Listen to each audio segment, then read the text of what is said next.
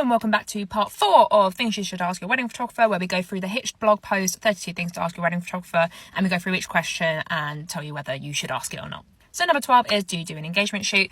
Very important question. Not many people do like engagement shoots, but as they say here, it's quite important because it can get you comfortable in front of the camera. It's not necessary, but it's a great thing to do beforehand, especially if you're nervous. Here though it says, if it isn't included with your package, it's worth negotiating one in. No, just pay for one, please. Number 13, what time will you arrive at the venue? So this completely depends on the couple's budget and the timeline. This will be discussed obviously before the day, but it's a good thing to have a talk about first. Like it says at the bottom, if you're on a strict budget, you can cut out the bridal prep, for example. Not everyone wants that captured, and that can keep your costs down. Number 14, do we need to provide you with food? Yes, please. Yes. It is the polite thing to do, as we will be working probably 10 plus hours for you with no break otherwise. And as it says here, we're not going to be taking photos through the food anyway because no one wants a photo of them stuffing their mouths. So just feed us, please. And please tell your caterers to feed us whilst they're feeding you. If we can eat at the same time as the bride and groom, it means we can finish our meal before the speeches start. Number 15, do I need to cover travel costs? Yeah, double check that. It should be in the contract, but it's always best to double check that before. And as it says here, if you're doing a destination wedding, then you really should pay for accommodation and travel.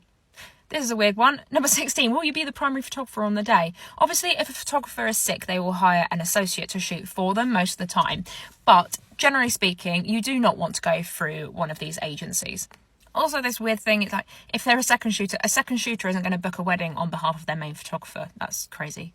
Number 17, what will you be wearing? Who cares? At the end of the day, we will be wearing something that's comfortable and appropriate for your wedding. Unless you have a very, very specific, like, black tie theme, please don't press us on what we're going to wear. Trust us.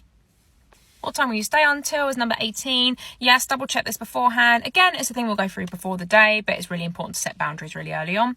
Like, if your wedding is in summer and you want a sparkler photo, please be aware that that won't be able to happen until like 10 p.m. and if the photographer is willing to stay that late. If they're not, there may be an extra charge involved. Which brings us on to number 19. Can we pay an extra fee if we require you to stay longer? So that's the same thing. I have it set up so if my couple want me to stay longer, that's fine. I just invoice them after the day, and most photographers will do the same thing.